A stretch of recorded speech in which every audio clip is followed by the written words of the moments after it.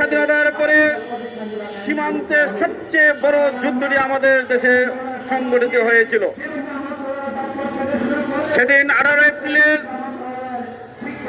ভোরবেলায় আধিপত্যবাদী ভারতের সীমান্তরক্ষী বিএসএফ আমার মাতৃভূমি বাংলাদেশের সীমানার ভিতরে ঢুকে তারা আমাদের ভূমি দখল করতে চেষ্টা করেছিল। বাংলাদেশের সিংহপুর আমাদের জওয়ানরা, আমাদের বিডিআর সদস্যরা, মাত্র 8 জন সিপাহী শত শত বিএসএফ এর মোকাবেলায় রৌদ্রমূর্তি ধারণ করে এবং তাদের সাথে গ্রামবাসী মিলে সেদিন 18 এবং 19 দুই দিনে আমাদের এই সীমান্তকে শত্রুমুক্ত করে বাংলাদেশের জনগণ মনে করেছিল সেদিন তাদের এই বীরত্বগাথা ইতিহাস আমার দেশের ইতিহাসে, আমার দেশের পাঠ্যপুস্তকে স্মরণ করে লেখা থাকবে। কিন্তু অত্যন্ত দুঃখের বিষয়, 2001 থেকে আজকে 2026 আমরা বাড়ির সেই কৃতি সন্তানদের, আমাদের সেই বীর সেনানীদের কোনো স্বীকৃতি আমরা আনুষ্ঠানিকভাবে বাংলাদেশ সরকার থেকে পাইনি। সেদিন মাত্র 8 জন বিডিআর সদস্যের মোকাবেলায় ভারতের 16 জন সিপাহী আমার দেশের সীমান্তেই সেদিন মারা যায় এবং তারা যে কয়জন মৃত লাশ নিয়ে গেছে সেটা ভারত প্রকাশ করেনি আজ পর্যন্ত। আমাদের আশা ছিল, এ জাতির প্রত্যাশা ছিল, স্বাধীনতাকামী মানুষ আশা করেছিল যে দেশের সরকারগুলো বারবার ক্ষমতায় এসেছে, যারা এসেছে তারাই হয়তো তাদেরকে সম্মানিত করবে, তাদেরকে রাষ্ট্রীয়ভাবে স্মরণ করবে।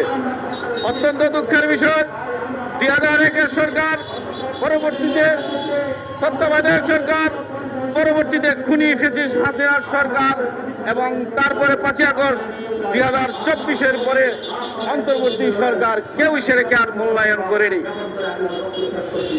আজকে আমরা এই জাতীয় প্রেস ক্লাবের এই সামনে থেকে বাংলাদেশের এই সরকারের কাছে আমাদের আবেদন থাকবে যে বাড়ির সেই যুদ্ধের আমাদের শহীদ 3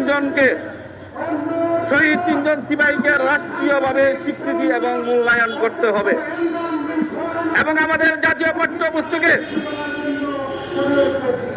বাড়ির যুদ্ধকে স্বীকৃতি দিয়ে পাঠ্যপুস্তকে সেই ইতিহাসকে পাঠ্যসূচিতে অন্তর্ভুক্ত করতে হবে এবং 18 এপ্রিলকে সীমান্ত দিবস হিসেবে একটি দিবস হিসেবে রাষ্ট্রীয়ভাবে ঘোষণা করতে হবে এবং সেখানে যারা জড়িত ছিল, আমাদের ওই গ্রামের যারা অংশ নিয়েছিল এবং বাড়ি সেই গ্রামের যেসব সাধারণ লোকজন সেই যুদ্ধে অংশ নিয়েছিল এবং আমাদের বিডিআরের যে জওয়ানরা অংশ নিয়েছিল তাদেরকে সবাইকে রাষ্ট্রীয়ভাবে পুরস্কৃত করতে হবে। আজকের এই সমাবেশ থেকে আমরা দাবি করছি, আমরা আজকের এই জনসভা থেকে, এই মানববন্ধন থেকে দায়িত্বহীনভাবে এটার ঘোষণা করতে চাই, বাংলাদেশ কখনোই দিল্লির দাসত্ব গ্রহণ করবে না ইনশাআল্লাহ।